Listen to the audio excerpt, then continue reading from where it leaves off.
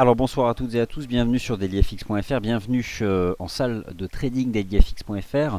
Nous sommes le mardi 28 juillet 2015, il est 18 h. Webinaire éducatif sur dailyfx.fr et le thème de ce soir, les ratios de Fibonacci et le marché. Alors concrètement, ce que nous allons voir ce soir, c'est qui est Fibonacci d'ailleurs, c'est une personne, c'est un concept.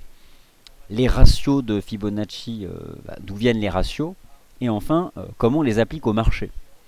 Car sur vos plateformes, vous avez toutes et tous les ratios de Fibonacci, les extensions Fibonacci, parfois Fibonacci qui travaille les cycles temporels qui s'appliquent à l'axe du temps sur les graphiques, et souvent on utilise ces ratios, mais sans savoir d'où ça vient, et sans en comprendre l'origine et la pertinence. C'est un peu comme les indicateurs techniques, lorsqu'on a l'habitude d'en mettre une dizaine sur ces graphiques, sans savoir comment ils sont calculés, qu'est-ce qui se cache derrière, et finalement sans en comprendre la logique.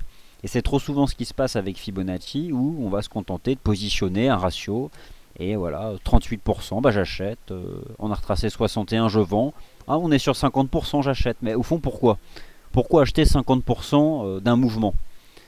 Bon, voilà, c'est ce soir un certain nombre de questions auxquelles je vais tenter de répondre. Donc, Fibonacci et le marché, Fibonacci et le trading. On va envisager tous ces événements-là. Je vous laisse d'abord prendre connaissance de l'avertissement sur les risques liés au trading. Et pendant que vous prenez connaissance de cet avertissement sur les risques liés au trading, laissez-moi d'abord répondre à la première question. Alors je pense que le son et l'image fonctionnent normalement puisque c'est ce que tout le monde a l'air de me confirmer. La première question, c'est quoi Fibonacci? Eh bien, c'est une personne, c'est un homme. Alors c'est pas quelqu'un qui a vécu à notre époque, hein, ni au 20e, ni au 19e, ni au 18e siècle d'ailleurs. Cette personne, elle a 900 ans, rassurez-vous, elle ne vit plus. C'est un mathématicien.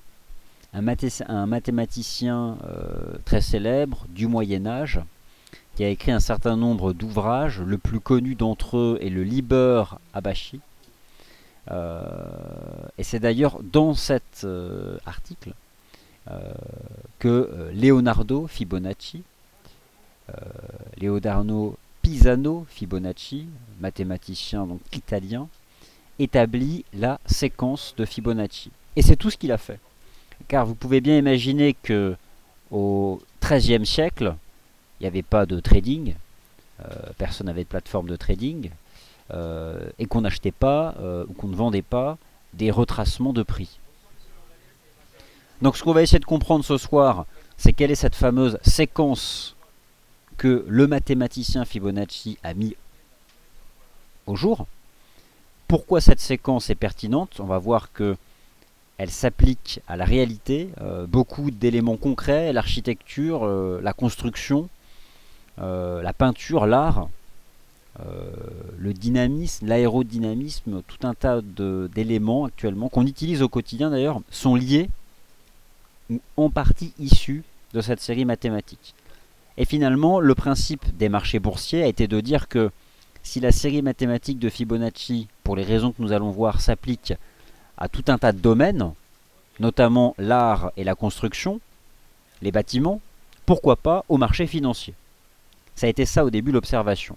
Puis on s'est rendu compte que finalement ça marchait. Alors pour quelles raisons? C'est ce qu'on va essayer de comprendre, mais ce sont des raisons naturelles en fait.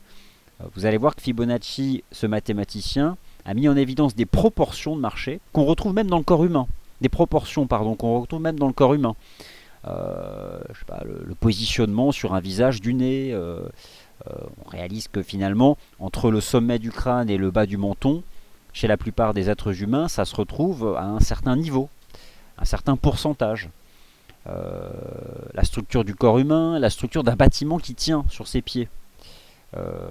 Pourquoi un bâtiment ne s'écroule pas? Eh bien, ce qu'on a observé, c'est que généralement, ce sont toujours les mêmes proportions qui sont respectées et qu'on retrouve à la fois dans la nature, dans les arbres, les feuilles, mais aussi dans les constructions humaines. Vous avez peut-être toutes et tous entendu parler du nombre d'or. Eh bien, le principe, c'est déjà de comprendre d'où vient donc cette série mathématique, qu'est-ce qu'elle met en évidence, et pourquoi est-ce que ça peut aussi s'appliquer au marché financier.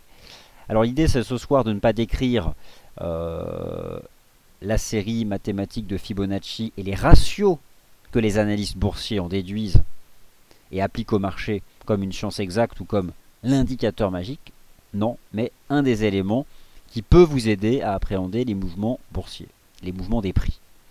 Alors, première chose sur laquelle je tiens à revenir, d'où vient donc la série mathématique de Fibonacci et quel est son lien avec les marchés financiers. Vous avez tout d'abord un slide sous les yeux qui présente cette série mathématique et qui envisage un lien avec les marchés sous la forme de l'application de la théorie des vagues d'Elliott. Bon, globalement, l'approche fractale des marchés financiers. C'est considérer que le marché évolue selon un certain schéma que l'on retrouve de manière permanente, un mouvement en vagues. Et ce qui compte, c'est que ces vagues, elles sont liées les unes entre elles par des ratios. Mais on ne va pas s'enfermer ce soir dans la théorie des vagues d'Elliott, rassurez-vous. On va être très simple. Je vais tenter de vous expliquer pourquoi, sans connaître la théorie des vagues d'Elliott, on peut utiliser les ratios de Fibonacci. C'est ce que vous faites tous les jours, hein, lorsque vous regardez le DAX par exemple. Souvent le marché monte et puis retrace. Et vous allez mettre un 50%, un 38,2. Mais au fond, pourquoi? Pourquoi chercher à acheter ça? C'est quoi le véritable sens? Alors, la série de Fibonacci, c'est une série de chiffres entiers. Ça, c'est le travail du mathématicien Leonardo Pisano Fibonacci a mis en évidence cette série mathématique. Ça, c'est lui qui l'a mis en évidence. C'est lui qui l'a mis au jour. Cette séquence de nombres entiers, elle est facile à construire. Donc d'abord, on regarde comment on la construit, et ensuite, on essaye de comprendre pourquoi on en déduit des ratios. Pour la construire, c'est simple. Vous pouvez, si vous avez Word, le faire chez vous, ou une feuille de papier. Vous commencez par taper 0 et 1. Allez-y, hein, je le fais dans le chat. 0 et 1. Vous l'avez ici sur le slide. Pour la construire, cette série mathématique, vous en avez ici les 14 premiers nombres entiers. 0, 1, 1, 2, 3, 5, 8, 13, 21, 34. Beaucoup d'analystes techniques paramètrent leurs indicateurs de momentum sur cette série mathématique. Les partisans de Leonardo Fibonacci n'utilisent pas un RSI à 14 périodes, mais un RSI à 13 périodes. Pour la construire, c'est simple. Vous partez de 0 et de 1 et vous faites la somme. Alors 0 plus 1, ça fait combien? Ça fait 1. Donc maintenant, on est là. 0 plus 1 plus 1, ça fait 2. Je continue. 0 plus 1 plus 1 plus 2. 1 plus 2, ça fait 3.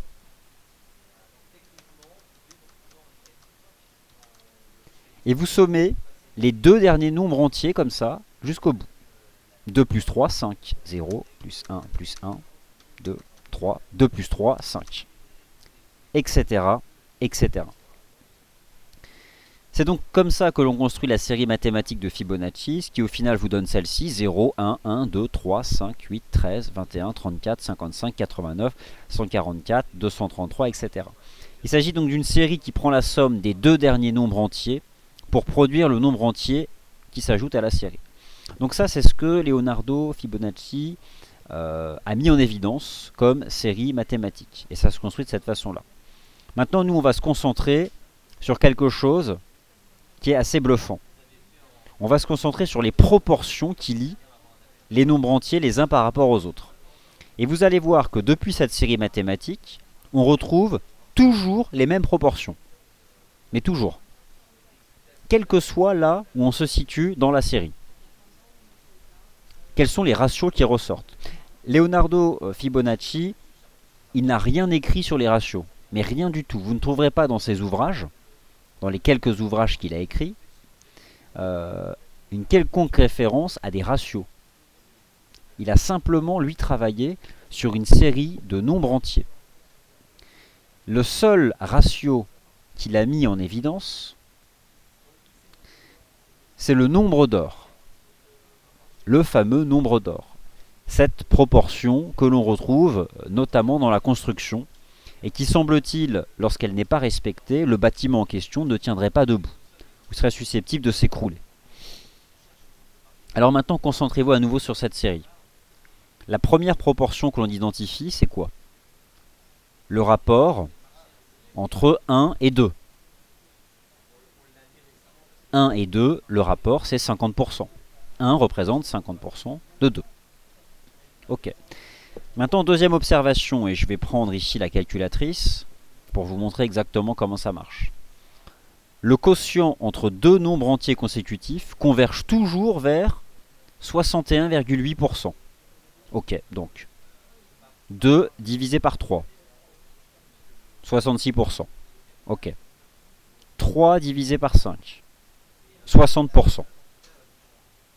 5 divisé par 8. 62%. 8 divisé par 13. 61%. On continue. 13 divisé par 21. 62%. Ça, c'est la proportion qu'on retrouve partout. Alors par conséquent, si le quotient entre deux nombres entiers consécutifs converge vers 61,8%, lorsque vous multipliez chaque nombre entier de la série par, cette fois-ci, le coefficient multiplicateur 0,618, vous obtenez la valeur de l'entier précédent. Ça, c'est logique aussi. Exemple, 8 multiplié par 0,618 égale 5, etc., etc. Donc pour le moment, nous avons deux éléments.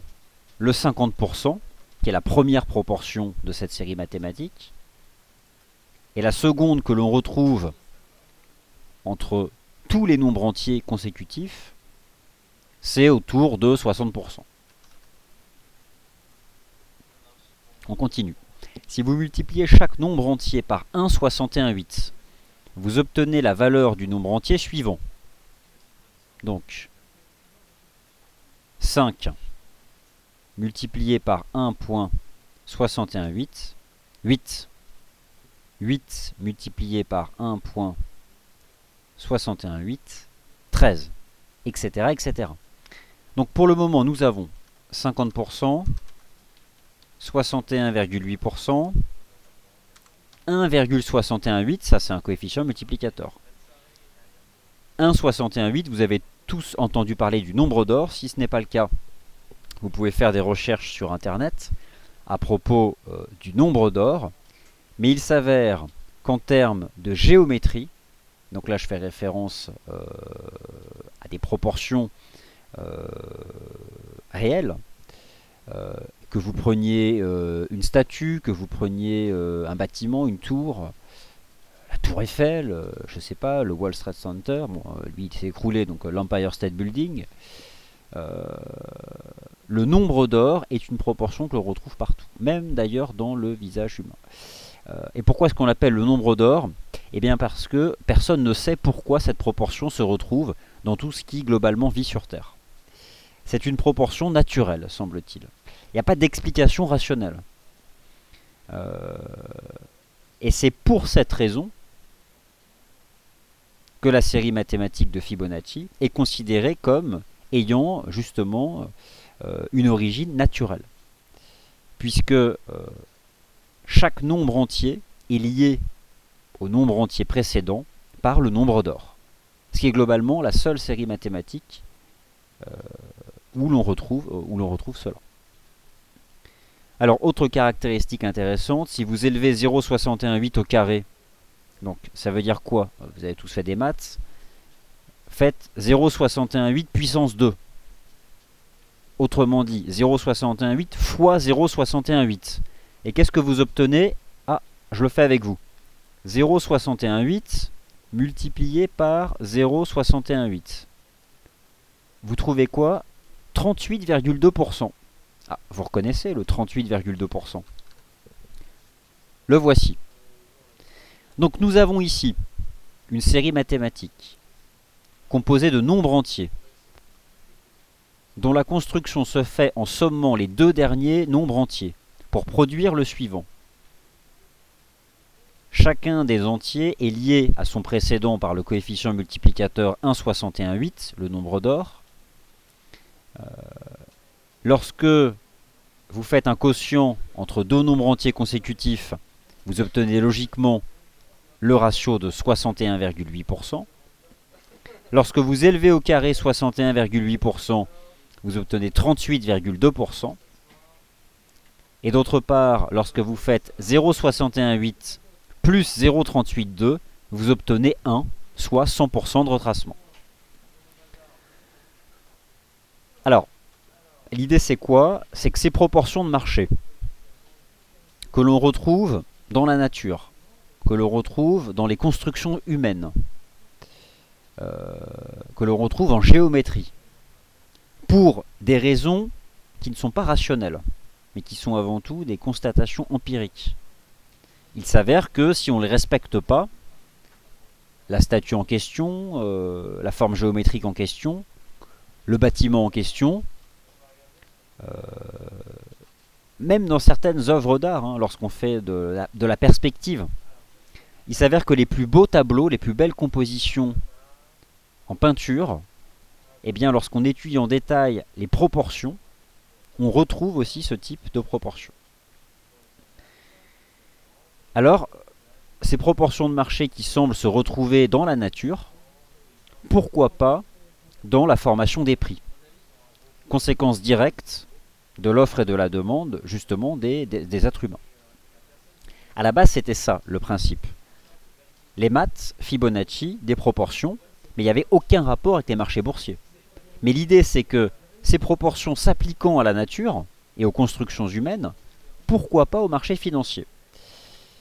Et là aussi, eh bien, il s'avère que cela fonctionne. Pour quelles raisons? Ne me posez pas la question. Après, bien sûr, on peut envisager des raisons logiques. À la base, derrière la formation des prix, c'est la gestion des capitaux. On peut envisager que lorsqu'un gérant achète une action qu'il y croit à terme, il investit une certaine somme d'argent, et puis le marché consolide, et on revient à peu près à la moitié du prix qu'il avait eu. Il peut envisager qu'il s'agisse à ce moment-là d'une bonne opportunité pour prendre la tendance en marche. Bon, dans tous les cas, ce sont des proportions que l'on retrouve dans certaines méthodologies d'analyse technique, et c'est ce qu'on va voir maintenant. Mais en tout cas, voilà, je tenais d'abord à commencer par resituer ce qu'est les ratios de Fibonacci. Non, le mathématicien Leonardo Pisano Fibonacci n'a pas créé les ratios de Fibonacci. C'est pas lui qui est à l'origine de stratégies de marché, ni de stratégie boursière. Il ne fait jamais dans ses ouvrages référence au marché boursier, ou à la formation des prix, ou à ce qu'il y avait à son époque, puisqu'il y avait bien des prix à l'époque, notamment dans le domaine agricole. Bon, voilà en tout cas d'où cette série et d'où les ratios proviennent. Et nous, on va se concentrer justement sur ces ratios. Alors, le lien avec les marchés financiers a été fait par une dimension utilisée que on n'utilise pas forcément ici chez DailyFX, l'approche fractale des marchés financiers. Considérez que, à l'image de la nature, des constructions humaines, de la géométrie, vous avez sous les yeux un certain nombre de formes. Vous avez ici une feuille naturelle, vous avez des formes géométriques, vous avez ici des cellules, un corail. Dans toutes ces formes-là que vous avez sous les yeux, on retrouve ces proportions. Dans la géométrie, la feuille humaine, un corail ici, des cellules humaines sur lesquelles ici l'imagerie médicale a zoomé, eh bien il s'avère que dans toutes ces formes-là, on retrouve les proportions. Alors pourquoi pas les marchés financiers? C'est l'approche fractale des marchés financiers ou l'approche dite déterministe. C'est-à-dire que les marchés financiers dans leur évolution respectent un certain schéma, une base qui se répète tout le temps. Donc un schéma c'est quoi? Vous avez notamment le schéma héliotiste que vous connaissez peut-être, qui estime que tous les grands marchés, qu'ils soient haussiers ou baissiers, évoluent en 5 vagues de hausse dans le cadre d'un marché haussier principal, suivi de 3 temps correctifs. Ça c'est l'approche fractale. Et l'approche fractale a décidé d'appliquer, en tout cas pour la théorie des vagues d'Elliott, les ratios dits de Fibonacci, mais qui ne le sont pas, il n'en est pas propriétaire. Pourquoi? Parce que ces vagues fonctionnent les unes entre elles et sont liées par, là aussi, des proportions. On a ici une vague d'avancée, et puis ensuite, on retrace une partie de cette vague d'avancée. Eh bien, pourquoi pas appliquer les ratios que l'on retrouve dans la nature aux proportions de marché qui lient entre elles ces différentes vagues. Donc, pour suivre le déroulé du webinaire de ce soir, tout d'abord, Fibonacci, c'est un mathématicien. Il a créé une série mathématique qui, selon lui, est pertinente. Pourquoi? Parce qu'on retrouve dans sa construction des ratios et proportions que l'on retrouve dans la nature. Et ensuite, certains analystes boursiers sont partis du principe que si ces proportions s'appliquent à la nature, pourquoi pas à la formation des prix? Et ce sont notamment les analystes techniques déterministes. Ceux qui vont chercher à apposer sur les prix une structure et un schéma de marché bien précis, comme ici la théorie des vagues d'Elliott. On ne va pas faire ce soir un webinaire sur la théorie des vagues d'Elliott, mais malgré tout, et sans chercher à la maîtriser, on retrouve quelques bases de formation des prix. Quelque chose ici d'assez simple que vous connaissez probablement, à savoir le fait que dans un marché haussier, on a souvent des phases d'impulsion dans le sens de la tendance, puis un retracement. À nouveau des phases d'impulsion, puis un retracement, à nouveau des phases d'impulsion, puis parfois on rentre dans un marché correctif. Je ne donnerai pas ce soir de détails sur la théorie des vagues d'Elliott, puisque c'est un webinaire sur Fibonacci et les ratios.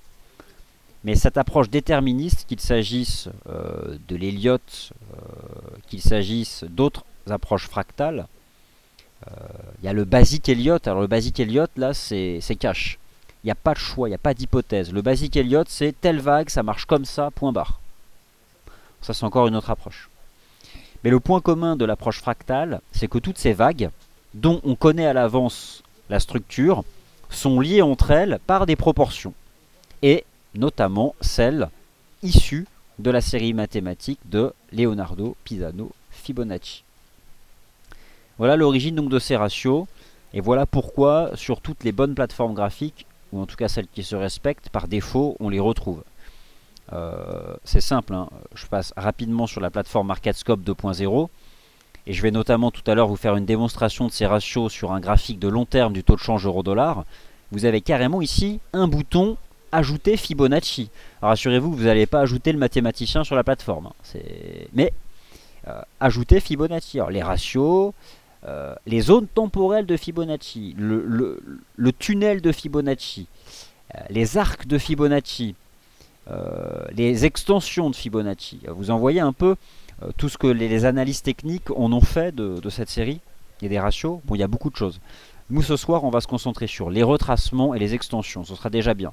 Et pourquoi pas un jour vous proposer d'utiliser Fibonacci, cette fois-ci sur l'axe du temps.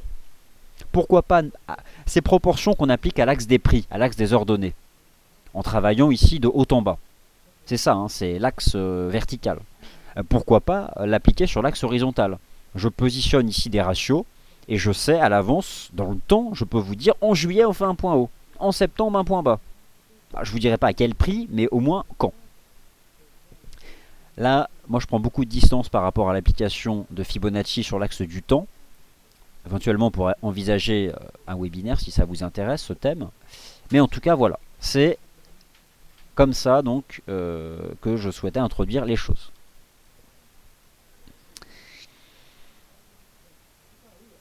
Alors, quelques éléments tout de même sur le cycle héliottiste que vous avez sous les yeux. 5 temps de hausse, 3 temps correctifs. Bon, la vague 1 voit les premiers acheteurs se positionner, ce sont les précurseurs. La vague 2 vient ensuite corriger la vague 1. Bon, vous l'avez compris, la vague 2 retrace la vague 1. La vague 3 est la plus importante des vagues, c'est le cœur du marché. Ici, vous aviez l'exemple d'un marché haussier. La vague 4 retrace la vague 3. Et la vague 5, c'est l'ultime vague de hausse, qui voit les retardataires se positionner, souvent une vague d'épuisement, dans le sens de la tendance de fond. Et puis ensuite, vous avez donc des vagues de correction, les traits abaissés. Bon, souvent, ça va être soit un range, soit un zigzag, une correction en 3 temps. Bon, vous avez sous les yeux quelques slides à propos de la théorie des vagues d'Elliott que j'ai réimplémenté dans ce PowerPoint sur Fibonacci. Bon, à la base, c'est pas un webinaire sur les vagues d'Elliott, mais ce sont quand même quelques bases qu'il faut connaître. Retenez une chose, la tendance de fond se fait en 5 temps, la consolidation-correction de cette tendance de fond en 3 temps. C'est important parce qu'on va travailler toutes ces vagues les unes entre elles en utilisant les ratios. Alors on va bientôt passer à du concret en basculant sur la plateforme. Alors, parmi toutes les approches déterministes des marchés financiers, la théorie des vagues d'Elliott est celle qui utilise le plus les ratios de Fibonacci. Parce que les vagues sont liées entre elles par des ratios. Rappelez-vous tous les ratios dont on a parlé tout à l'heure. Le 50%, le 61,8, le 1,61,8, le 38,2, le 1. Regardez ici, vous les retrouvez ici. Par exemple, on observe que généralement la vague 3 représente le nombre d'or fois la vague 1. Le fameux 1,61,8. C'est généralement ce qu'on observe. La vague 3, c'est la vague 1 multipliée par le nombre d'or en amplitude. Et la vague 2, alors, dans la plupart des cas, elle retrace 50% de la vague 1, voire 61,8%. Rappelez-vous la formation de la série, la séquence de Fibonacci. Les nombres entiers sont liés entre eux par ce coefficient de 0,618. 2, c'est 0,618 de 3. 3, c'est 0,618 de 5. 5, c'est 0,618 de 8. Bon, la vague 2, dans la plupart des cas, et ces retracements usuels ici, sont basés sur un sondage que j'avais réalisé à l'époque parmi les analystes elliotistes. J'ai ici proposé une échelle de réalisation. Bon, plus il y a d'astérix, plus cela se produit, ce qui permet de mettre en évidence notamment les proportions les plus importantes que l'on retrouve, donc le 38,2, le 61,8, le 50%, etc. etc. Bon, maintenant concrètement comment ça s'applique au marché, vous savez utiliser les ratios de retracement et les ratios d'extension. Moi je vais tout de même baser sur un graphique de long terme du taux de change euro-dollar, mais ce que je souhaitais avant tout ce soir, c'est vous expliquer d'où ça vient.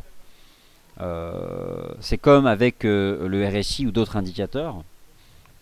Le Fibonacci c'est pas un indicateur, mais l'idée c'était sur le RSI, on repasse au-dessus des 30, pourquoi c'est positif? Bon, bah, il faut savoir expliquer que 30 ça signifie ça sur le RSI. Bon. Pourquoi vouloir acheter 50% de retracement sur le CAC? Pourquoi 50%? Là, vous avez peut-être maintenant quelques éléments, j'espère, qui permettent de comprendre un peu mieux pourquoi on peut s'intéresser à cette proportion qu'est le 50%. Alors, les ratios de retracement les plus usuels. Généralement, les analystes techniques sont habitués aux ratios de retracement. Ce que j'appelle un retracement usuel, ce sont les ratios de retracement qui fonctionnent dans la plupart des cas, ou que l'on retrouve dans la plupart des cas.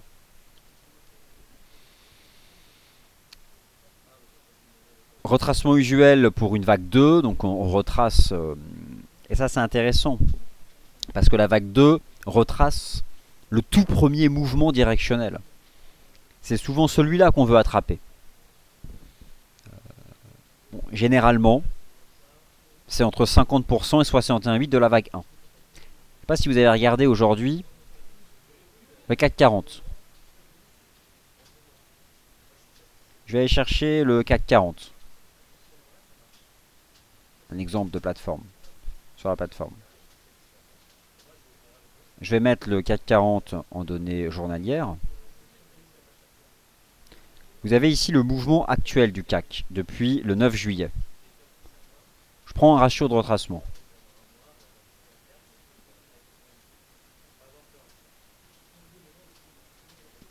Je laisse le 50%.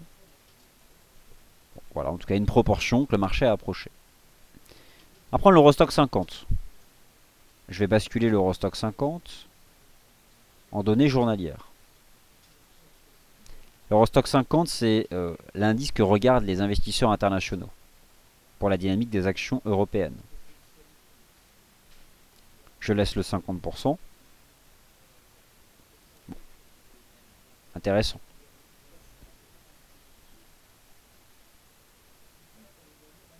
On va prendre le DAX.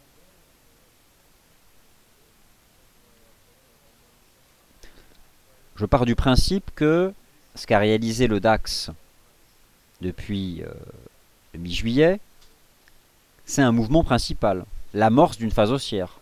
Bon, ce que je pourrais appeler une vague 1. Je vais appliquer un ratio.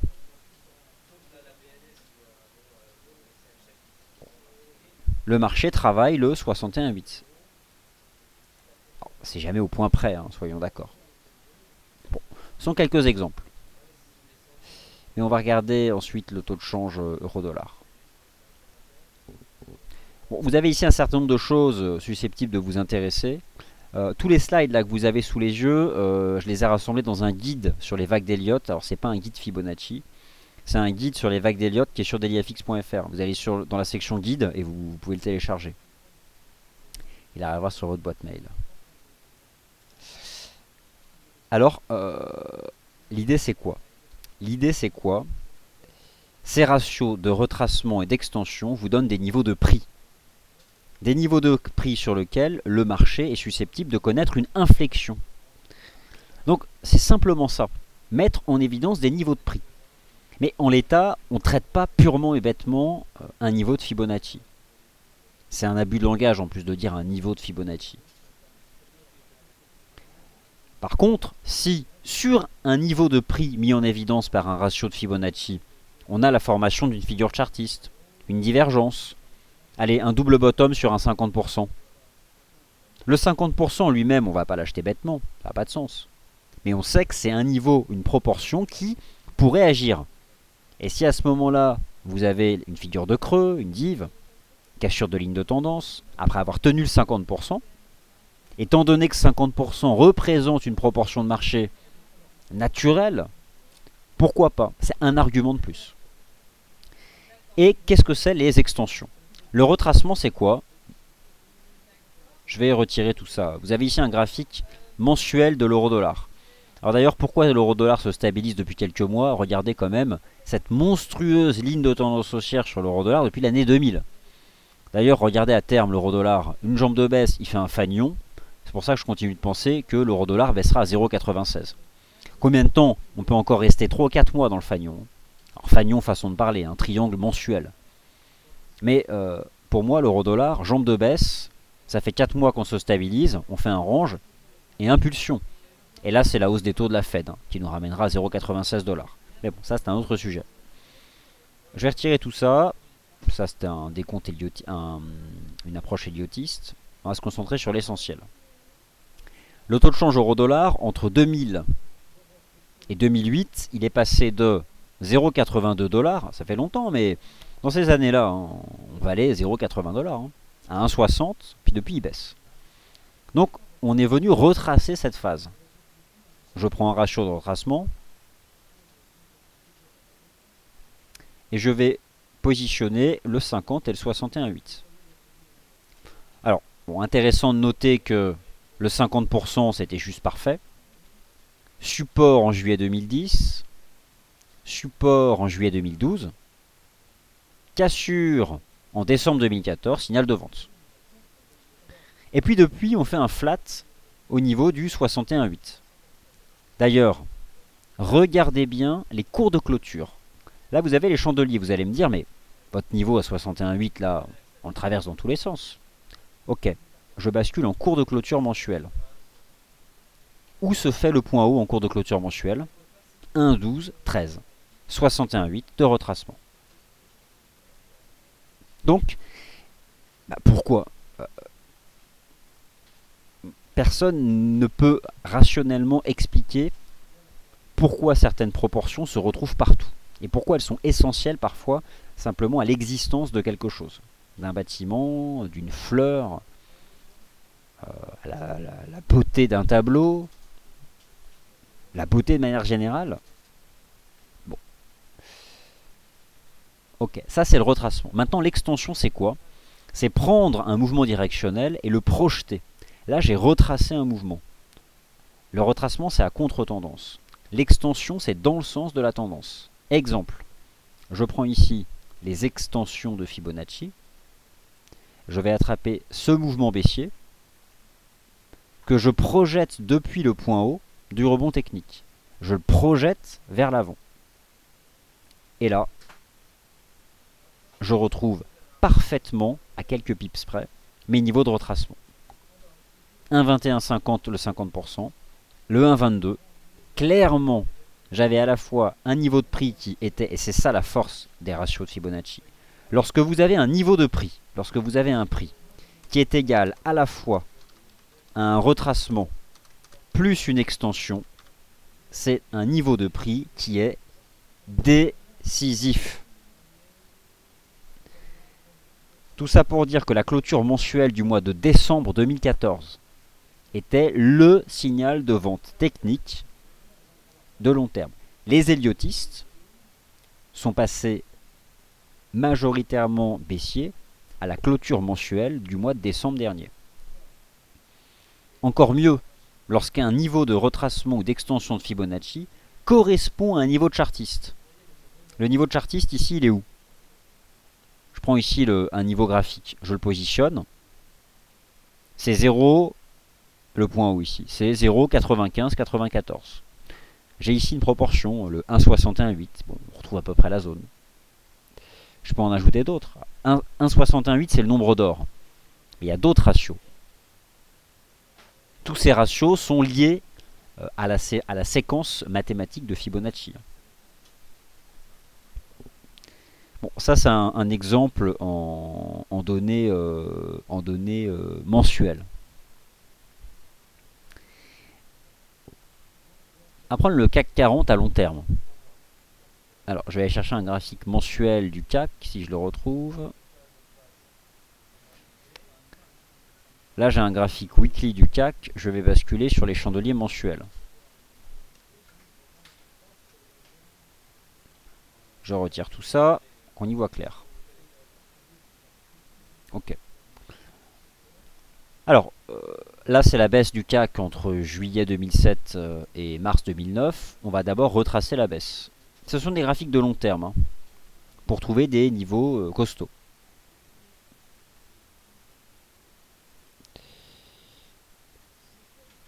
Qu'est-ce qu'on a dit tout à l'heure? Que la vague 3, bon, souvent, c'était 1,61,8 de la vague 1.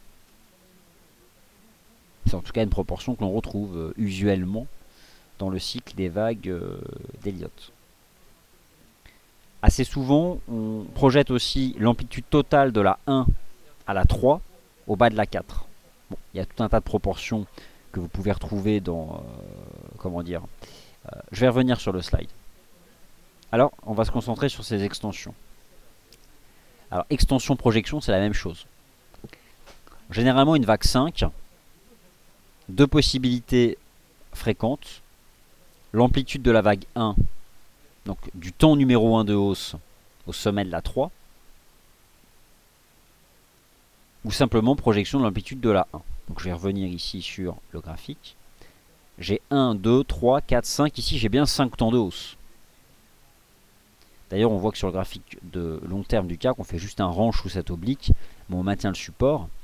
La clôture mensuelle du mois de juillet, finalement, voilà, on peut très bien rester longtemps enfermé là-dedans, hein, sur le CAC d'ici la fin de l'année. Donc je vais prendre ici une extension. L'amplitude totale balayée depuis 2011, bas de la 1, au top de la 3, au bas de la 4, donc au bas de la 4, et j'obtiens 4965. On va prendre la vague 1 que je vais reporter au bas de la 4. Alors, celui-là est bluffant, par contre. Je vais supprimer l'autre, mais celui-là est tout à fait bluffant. Extension de Fibonacci. Laissez-moi juste reprendre l'amplitude de la vague 1 au bas de la 4, me donnant quand même le cadre actuel du marché, 4690, 5254. Bon, les hypothèses basées sur les vagues d'Elliott, ça c'est un autre débat. Je ne suis pas en train de vous dire que certaines proportions sont magiques, loin de là mon idée. Le principe c'était de vous expliquer d'où viennent les ratios de Fibonacci et pourquoi ça peut valoir le coup de laisser traîner à l'aide de cet outil lorsque vous avez des mouvements bien identifiés, lorsqu'on les retrace, de mettre les ratios, ou lorsqu'on va davantage vers l'avant dans le sens de la tendance, de projeter dans le futur une proportion d'un mouvement passé. Ce sont ça les extensions. Ça peut donner des niveaux de prix intéressants. Notamment le 0,618.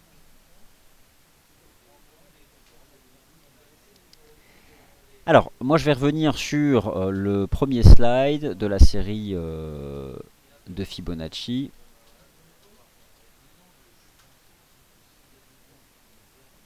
La voici.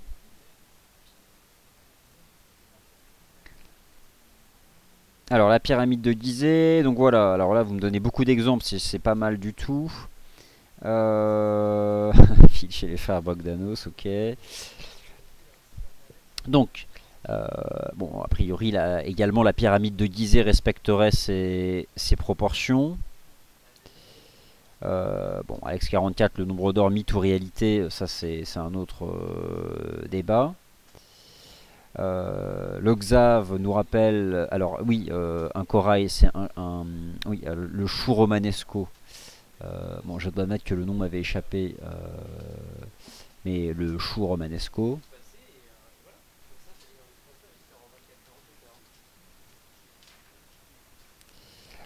Alors, les ratios de retracement, ça va dépendre un peu de votre horizon de temps, hein, mais de manière générale, ça se fait même sur du H1, ça se fait un peu partout. Hein.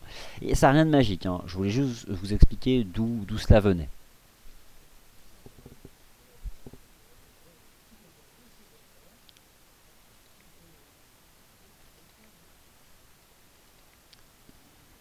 Alors quand vous dites la vague 2 représente la plupart du temps 50%, 61% de la vague 1, est-ce que cela dépend de la force de la vague 1 En effet, mais il ne faut pas non plus là s'enfermer dans un modèle. Ça dépend de la participation, ça dépend de l'environnement, des risques actuels du marché, du niveau de la volatilité. Je dirais que plus la volatilité est faible, plus le retracement sera faible. Actuellement, elle est sur un niveau élevé, donc les retracements sont profonds, parce qu'il y a de l'incertitude. L'incertitude se reflète dans le marché par le niveau de la volatilité implicite et le niveau de la volatilité réalisée. Voilà, bah écoutez, merci d'avoir été attentif. Je vous laisse donc sur ce dernier slide qui représente les 14 premiers nombres entiers de la séquence de Fibonacci. J'espère que cela vous a apporté un certain nombre d'informations. Le webinaire a été enregistré et donc revisionnable sur la chaîne YouTube DailyFX France. Merci à toutes et à tous et à très bientôt sur dailyfx.fr.